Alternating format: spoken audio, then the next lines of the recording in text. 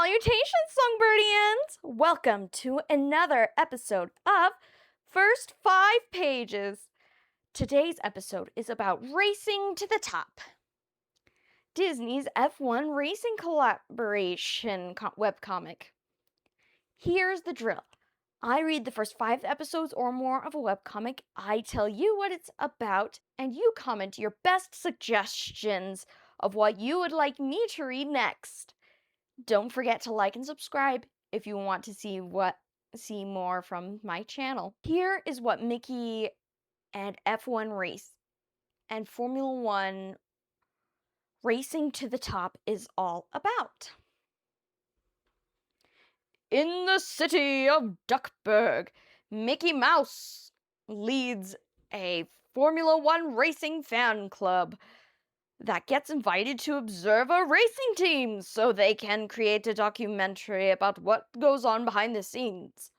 But the team they followed couldn't last a single race.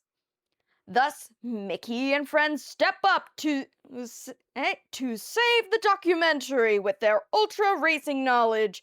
Mickey, Donald, and their new friend June, the taxi driver, will help form a new team to race the good race. I put this one off for a while, mainly because when I first wanted to do this, there weren't enough episodes out, and now there are enough episodes out for me to make this video.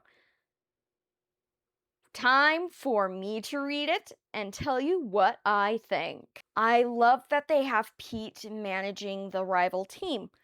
Pete is the villain he was made to be, and I could not be prouder of it.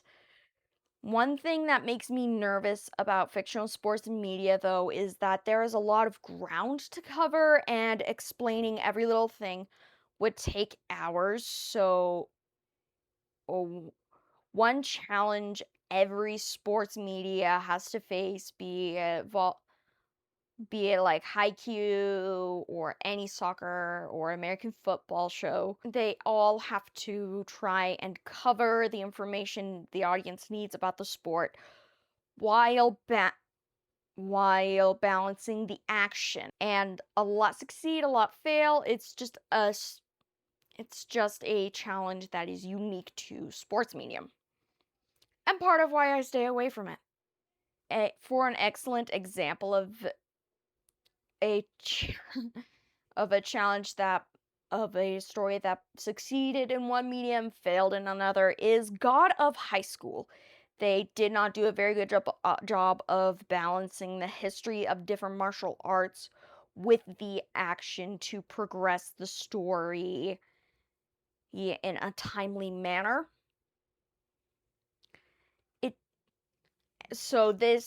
Because of that, it did way better at keeping the balance between history and the action in the anime, because they were able to have the action playing while the history was also happening at the same time. But with that out of the way, with episode 1 of Mickey's Formula 1 racing collab, I have fairly high hopes.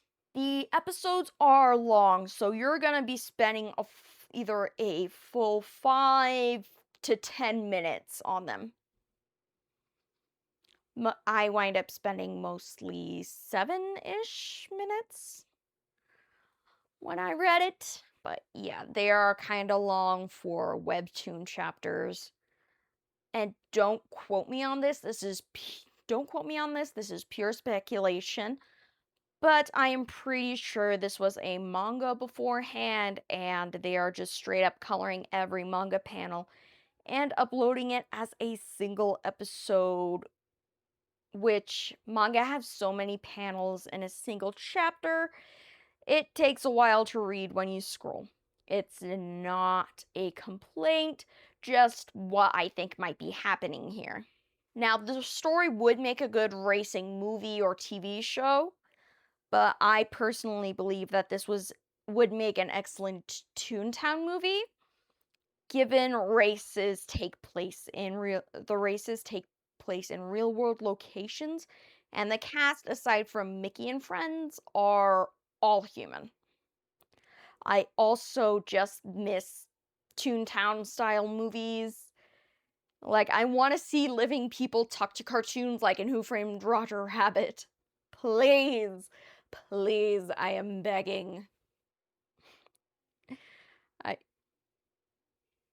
they have it has good vibes. I love. The only real caveat I have would be to make sure that the actors were expressive, which I think you can find pretty easily with people on TikTok, as there are several who are extremely expressive that have potential as actual actors. Aside from that, the webcomic is definitely worth the read. While not my cup of tea personally, it does a good job of balancing the action and the information, especially given the limitations of action within the medium of comics. There's only so much you can do to give the feeling of action in a single panel without it becoming monotonous. The comic did what I hoped it would do and give simple one sentence explanations of different terms and what they mean when they use them, meaning you are getting the information you need exactly when you need it, allowing the actual dialogue explanations to seem like natural speech progression between friends asking each other about their different roles. Given this was Disney, I was worried they would have the modern Disney problem and not really do sinister looking panels for the villain or making Pete pitiful, like what tends to happen when he appears in modern Mickey Mouse TV shows. It works for some, but it wouldn't work if he was managing the rival team. But as you can see right next to me, they did, in fact, not do that. I love these sinister panels. Pete is a bully and always has been. And if that got changed, then he just wouldn't be Pete. Him pushing around Mickey and the other characters is a core character trait. And while you don't see much of him in the first 5 episodes, it's clear that this is very much that he is very much present. One of my favorite things about anime or Japanese media is the wise man trope.